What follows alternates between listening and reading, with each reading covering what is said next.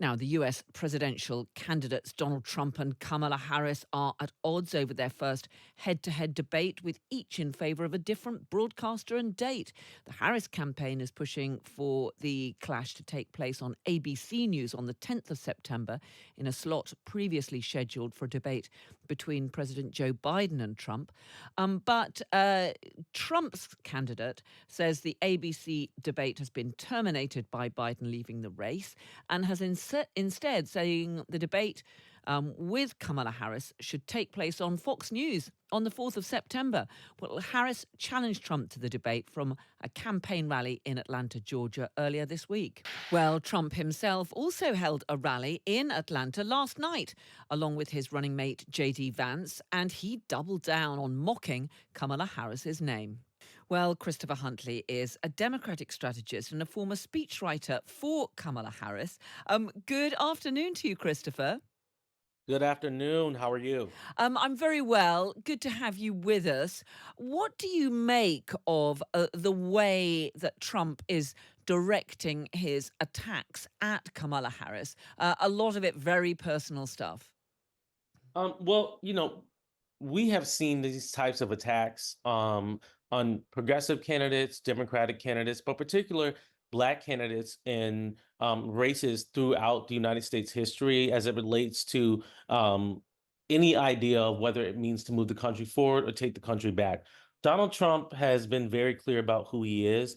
The vice president, as she was added to the top of the ticket, made it very, very clear that she was going to commit to the same level of commitment that was made around debates. And she said, as you played in your lead in that rally, if you have something to say it to my face. And I just want for your listeners to understand what that means. What it means is that you have a candidate in Donald Trump who has no problem running around talking dirty and demeaning about a Black woman, a South Asian woman who is going to be the first Black woman, South Asian woman president of the United States.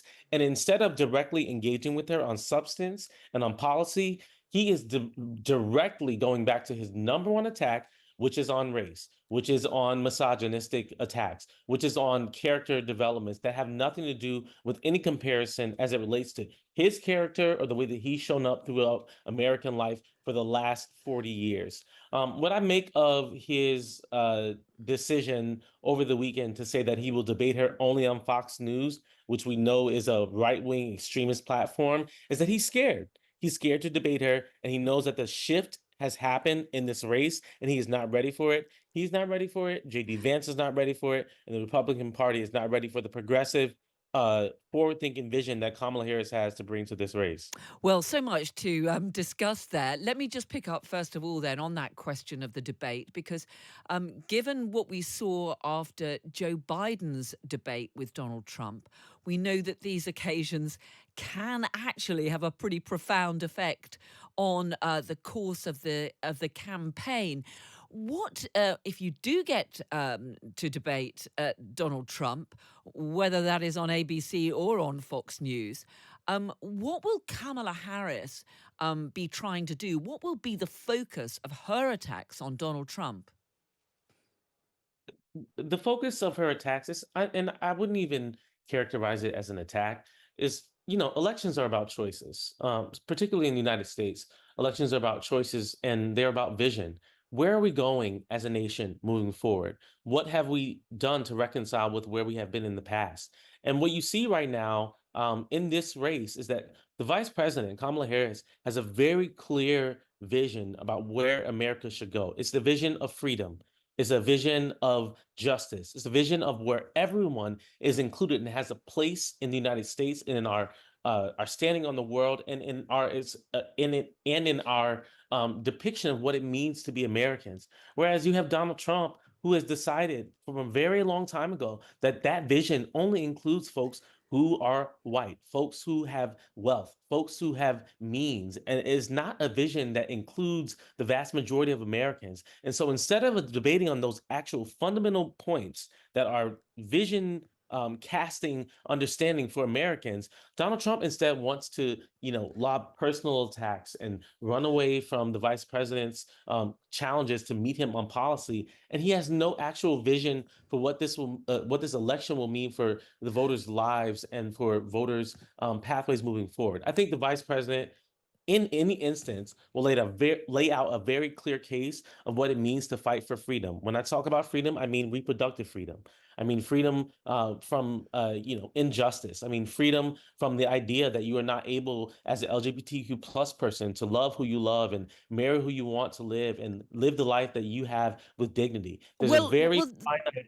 Well, Go those ahead. messages clearly are important, and it's clear that Kamala Harris replacing Joe Biden as the Democratic nominee has energized the entire Democratic campaign. But of course, she has got to reach out to voters in those key swing states, in places like Atlanta, of course, where she was earlier in the week, where Donald Trump was last night.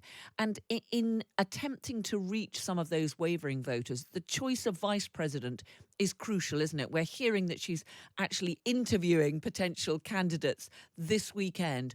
Who do you think would be her best choice to be her vice presidential running mate? I think the choice for the vice presidential running mate for Vice President Kamala Harris is a very personal and policy related choice that is up to her.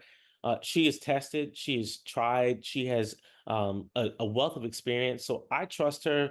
American voters on the Democratic side, we trust her to make the best decision. But I do think that whoever she chooses is going to be someone that needs to, one, have a pro equality, pro freedom, pro justice agenda and background that is similar to hers, and it's going to be someone that can take the fight and the contrast to JD Vance. You have in JD Vance, Donald Trump's vice presidential selection, a very demeaning and divisive figure who has already been very clear that he has angst against people of color. He has very clear views about women's rights and wanting to roll those rights back. And he has a very finite view of what it means to have freedom in America.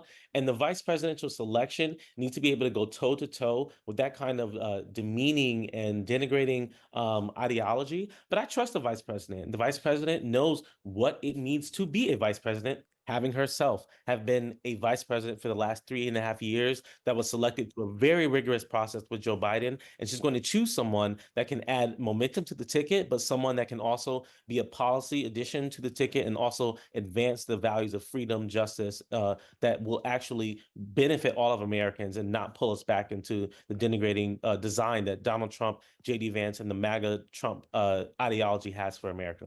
Christopher Huntley, former speechwriter for Kamala Harris, a Democratic strategist. Thanks so much for joining us this afternoon. Thank you.